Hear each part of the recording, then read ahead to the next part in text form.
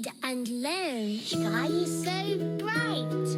Smart kids grow with moonlight. Read and learn, shine so bright. Smart kids grow with moonlight. eSchoolify series, fun and true. Learning dreams for me and you. Welcome to eSchoolify series. अस्सलामुअलैकुम, Syeda Maryam नकवीज़ here from the Moonlight International Publishers। मोहतरम असातिज़ा कराम, कैसे हैं आप सब? उम्मीद करती हूँ सब बिल्कुल ठीक होंगे। आज हम बच्चों को सिखाएंगे हर्फ शीन।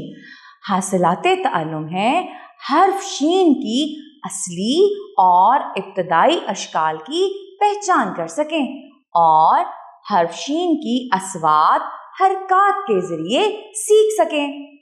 हमने शीन लिखना सिखाया, हरकाते सलासला के साथ पढ़ना सिखाया और अच्छी बात भी सिखाई और कहानी भी। पहले हम अच्छी तरह लिखना सिखाते हैं।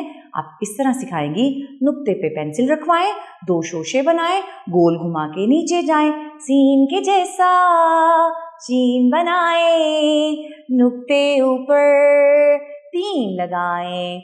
मैं हमेशा ये बताती हूँ कि सीन जो है वो आपने किसी और रंग से लिखना है, नुक्ते किसी और रंग से लगाने हैं ताकि बच्चा पहचान कर सके सीन और शीन में क्या फ़र्क है।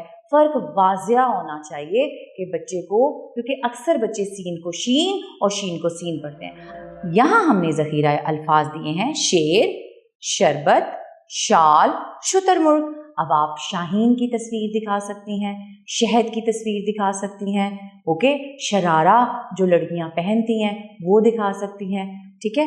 तो ताकि बच्चों को शीन से शुरू होने वाले और भी ज़ख़ीरा अल्फाज का पता हो। फिर हरकाते सलासला के साथ श ज़बर शा, श ज़ेर शी, श पेश शू। जब आपने तख्ता स्याह पर या वाइट बोर्ड पर इनको लिखना है, हरकाते सलासला के साथ पढ़ाना है, तो इसके ऊपर जो ज़बर ज़ेर पेश है उसके लिए भी आपने 2 रंग इस्तेमाल करने हैं। मेरा मतलब है शीन के ऊपर जब ज़बर है तो दोनों मुख्तलिफ रंग में होने चाहिए, नीचे ज़ेर, इन दोनों को भी मुख्तलिफ रंगों से लिखना है, और ऊपर पेश है तो वो भी मुख्तलिफ रंग की होनी चाहिए। बच्चा आसानी से इनको देखे और देखते ही उसको फ़र्क वाज़िया नज़र आए। शा, शी, शू। ज़ख़ीरा अल्फाज पढ़ाए, फ्लैश कार्ड दिखाए। अच्छी बात आपने सिखानी है। हम लोग शुक्र अदा नहीं करते किसी भी बात का, कभी भी ना शुक्री करते हैं, काश हमारे पास ये होता, काश हमारे पास वो होता। तो काश की जगह हमें ये कहना चाहिए अल्हम्दुलिल्लाह, शुक्र अल्हम्दुलिल्लाह अल्लाह तूने हमें इतनी नेमतों से नवाजा। तो शुक्र अदा करने की आदत डालनी चाहिए बच्चों में, अपने अंदर, हम सब के अंदर। हमें हमेशा शुक्र अदा करना चाहिए।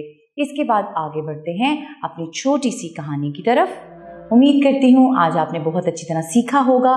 इसी तरह बच्चों को बहुत अच्छी तरह सिखाना है। इसके साथ ही मरियम नकवी को इजाज़त दें। शुक्रिया, अल्लाह हाफ़िज़।